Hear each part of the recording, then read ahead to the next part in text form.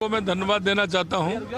एक जिस तरह का एक ऐतिहासिक आयोजन हुआ है उसके लिए राजस्थान की जनता को भी बधाई देना चाहता हूं और सभी उद्यमियों को बधाई देना चाहता हूं। बाहर से जो प्रतिनिधि आए उनको बधाई देना चाहता हूं और इस कार्यक्रम में जो सभी लगे हैं उन सब के लिए बहुत बहुत प्रधानमंत्री मोदी से लेकर धर्मेंद्र प्रधान, निर्मला सीतारमण, हर कोई इस आयोजन की तारीफ कर रहा है। राजस्थान को पूरी दुनिया देखती है।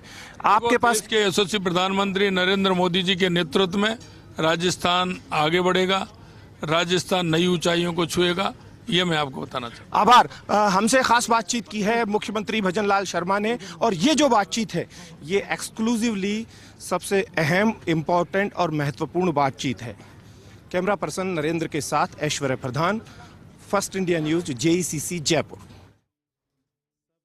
तो देखिए, लगातार प्रतिक्रिया मुख्यमंत्री भजनलाल शर्मा को भी आपने सुना। हमारे सहयोगी ऐश्वर्य प्रधान ने खास बातचीत की सूबे के मुखिया भजनलाल शर्मा से राइजिंग राजस्थान, क्योंकि राइजिंग राजस्थान का जिक्र खुद प्रधानमंत्री नरेंद्र मोदी ने किया और एक विजन जो है मुख्यमंत्री भजनलाल शर्मा का, क्योंकि एक साल अभी सरकार को कंप्लीट हुआ, अभी 4 साल सरकार के पास बचे हैं और इन 4 सालों में जो तमाम MOU यहां पर हुए हैं उनको धरातल पर उतारा जाएगा और उसको लेकर खुद मुख्यमंत्री भजनलाल शर्मा का जो विजन है वो बिल्कुल क्लियर है। और अब आप देखिएगा कि किस तरह से जो 4 साल है वो बहुत ज्यादा खास हो जाती है और जो तमाम डेलीगेट्स आ रहे हैं, क्योंकि हमारी पूरी टीम लगातार उनसे भी बात कर रही है, उनका भी यही कहना है कि राजस्थान के पास रिसोर्सेज है, रॉ मटेरियल है, सौर ऊर्जा है, तो राजस्थान के पास पर्यटन के लिहाज से बहुत कुछ है। राजस्थान का जो वाइब्रेंट कल्चर है वो एक प्लस पॉइंट है।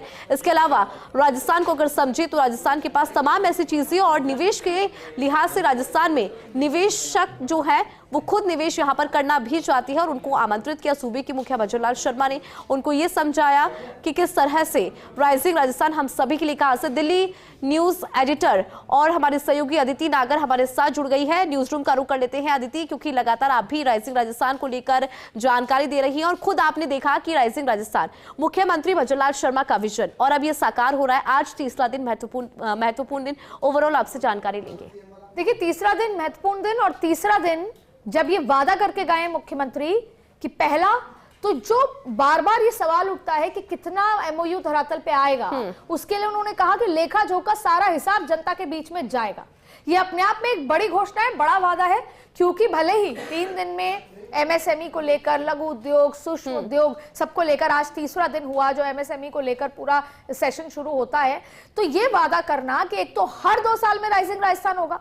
कई बार सरकारों में ऐसा मुद्दा आता है, पहला तो ये कहा जाता है कि आखिरी साल किया जाता है जनता के बीच में इसको बनाने का कि हम कितना काम कर रहे हैं, लेकिन ये पहले साल में हुआ।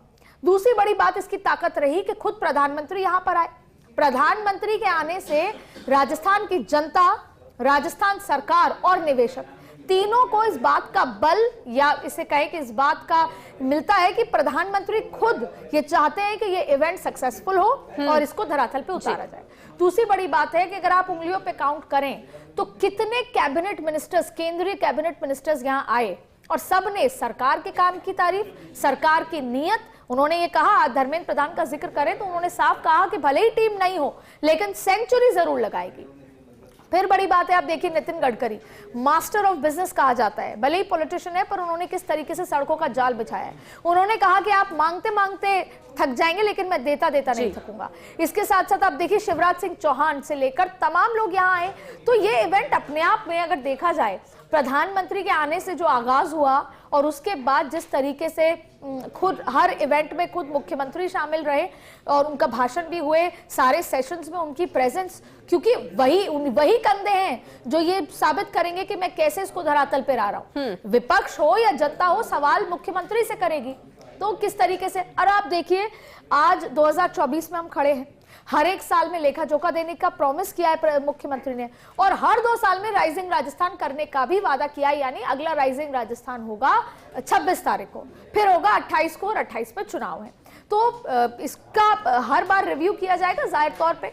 अब सवाल ये उठता है कि MSME इन्वेस्टर्स जो है बहुत महत्वपूर्ण है। इसके अलावा सबसे ज्यादा चुनौती कहाँ आती है कि भले ही आप देखिए, आप अगर अपना कोई इन्वेस्टमेंट कहीं से आई हैं और राजस्थान में करना चाहती हैं, सबसे बड़ी चुनौती आती है जगह। लॉजिस्टिक्स। तो उस लॉजिस्टिक्स के लिए सरकार का ये कहना कि हम आपको जमीन लेना इजी कर देंगे, ये तमाम लॉजिस्टिक्स इजी कर देंगे, आपको एक एकड़ जमीन आपके इन्वेस्टमेंट के लिए, आपके काम करने के लिए, धंधे के लिए हम आपको आसान उसमें दिला देंगे, जो जिसे बोलते हैं क्लियरेंस, इजी क्लियरेंस होगा।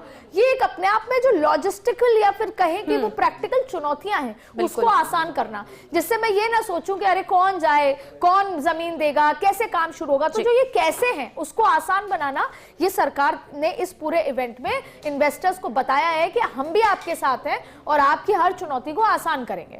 बिल्कुल, तो ये तमाम जो 3 दिन है वो बहुत सक्सेसफुल है और मुझे नहीं लगता ये पूरे इवेंट को देखने के बाद ये कहना होगा कि ये राजस्थान का इवेंट है।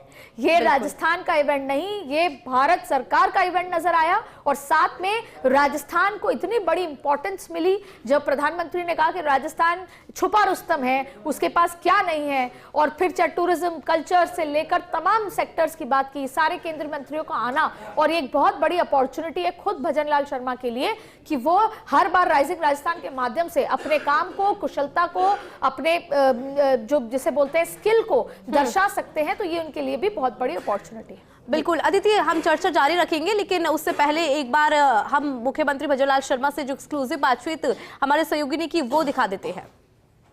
क्या कहेंगे पूरे आयोजन को लेकर, क्या कहेंगे? देखिए, अभी तो आप सभी को मैं धन्यवाद देना चाहता हूं।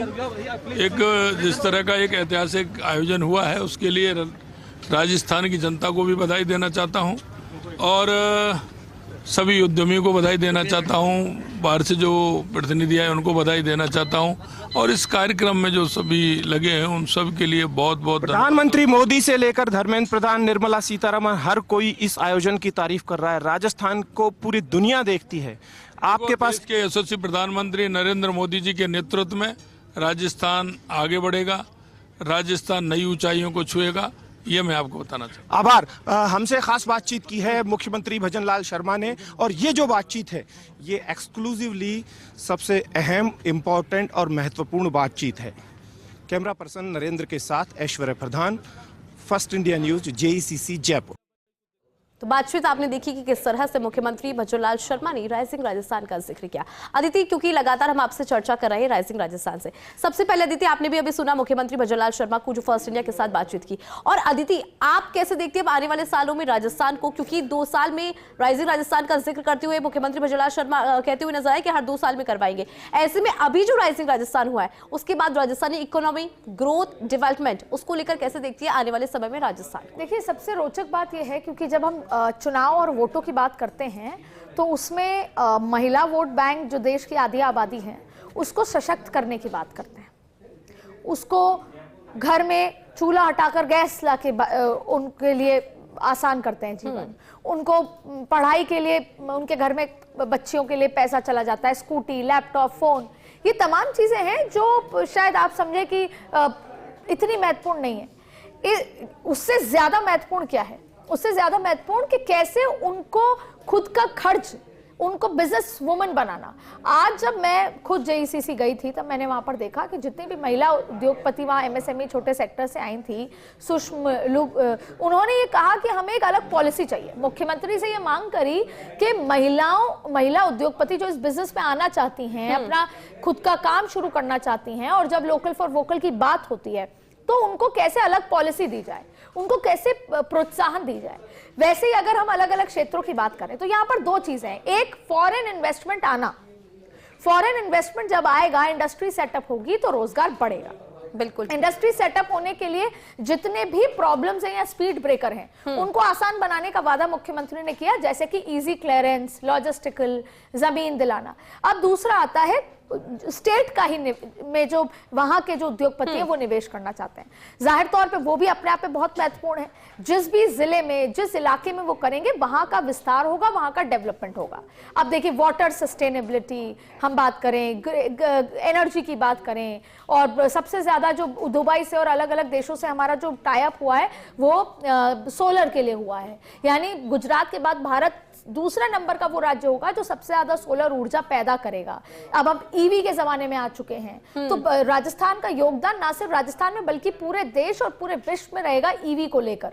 अगर हम भारत देश की बात करेंगे तो ये अपने आप में बहुत महत्वपूर्ण है। और फिर जो अभी छोटे छोटे लोन लेकर जो अपना नया सेटअप करना चाहते हैं, जो युवा हैं, महिलाएं हैं, आज के जो लोग कॉलेज से निकल के अपना जो काम करना चाहते हैं, उनको सरकार कितना मदद करेगी, उससे वो कितने उद्योगपति बनने की उस राह पर आगे बढ़ेंगे। तो ये बहुत सारी महत्वपूर्ण चीजें हैं। लेकिन एक बार फिर बार बार भले ये बात लगे कि विपक्ष कह रहा है, पर जाहिर तौर पे पुराना रिकॉर्ड देखेंगे, रिसर्जेंट राजस्थान का रेट, जो इसकी एग्जीक्यूशन रेट देखें, फिर अशोक गहलोत की एग्जीक्यूशन रेट देखें, और फिर भजनलाल शर्मा, ये तीनों से इसलिए अलग है क्योंकि यहाँ पर मुख्यमंत्री ने अपनी काम तो बखूबी कर ही रहे हैं और आगे करेंगे, लेकिन यहाँ पर प्रधानमंत्री साथ खड़े नजर आए। पूरी की पूरी बड़े मंत्री पीयूष गोयल से लेकर सब पूरा कैबिनेट यहाँ पर खड़ा नजर आया। ये इन्वेस्टर्स को ये बताता है कि जो आप निवेश करेंगे उसमें केंद्र सरकार का भी साथ है। अब इसको पॉलिटिकली आप देखेंगे तो पॉलिटिकली कैसे महत्वपूर्ण है, डबल इंजन की सरकार है। राज्यों में निवेशक हो, चाहे वहां की जनता जिनको रोजगार मिलना है, जिनका जीवन सुधरेगा, उनको ही पता है कि अगर भाजपा की सरकार, डबल इंजन की सरकार होती है तो कैसे उत्थान होता है उस राज्य का। तो ये पॉलिटिकल मैसेज भी है। फिर ये जो हर एक साल में आपको लेखा जोखा दिया जाएगा, उससे रिव्यू होगा। सरकार को भी चिंता होगी कि हमें जनता के बीच में जाना है तो हमें अपने नंबर्स दिखाने, हमें बताना है, हमें एग्जीक्यूशन पे लेकर आना है। दूसरी बड़ी बात है, हर 2 साल में राइजिंग राजस्थान होगा तो तब आप और मैं यही चर्चा कर रहे होंगे कि पिछले 2 साल में क्या हुआ, कैसे हुआ, कितनी नौकरी लगी, राजस्थान कितना बदला, राजस्थान में कितना निवेश आया, राजस्थान में कितना सक्सेस रेट रही, वो बात होगी। तो जाहिर तौर पे ये बहुत महत्वपूर्ण होगा। और मैं आपको बता दूं, राइजिंग राजस्थान ही जो 2028 का चुनाव होगा उसके इर्द गिर्द होगा। जो विकास पर बात होती है, आप अभी बैनर पोस्टर देखते हैं कि उपचुनाव हम विकास की जीत हुई है, उसी विकास की जीत को आगे ले जाना चाहते हैं इस राइजिंग राजस्थान के माध्यम से। और मुख्यमंत्री 2028 के चुनाव में भी इसी राइजिंग राजस्थान, विकास, निवेश की बातें करते हुए जनता के बीच में वोट मांगने जाने की पूरी तैयारी भारतीय जनता पार्टी के साथ है। तो एक तरफ विकास है, दूसरी तरफ राजनीति, दोनों साथ साथ चल। बिल्कुल, एक तरफ विकास और एक तरफ राजनीति। बहुत शुक्रिया अदिति जानकारी देने के लिए और पूरी राइजिंग राजस्थान के इस कॉन्सेप्ट को समझाने के लिए। तो मुख्यमंत्री भजनलाल शर्मा का जो विजन है, राजस्थान को अलग और एक नया रूप देना है, उसकी तस्वीर को बदलना है, उसकी तकदीर को बदलना है।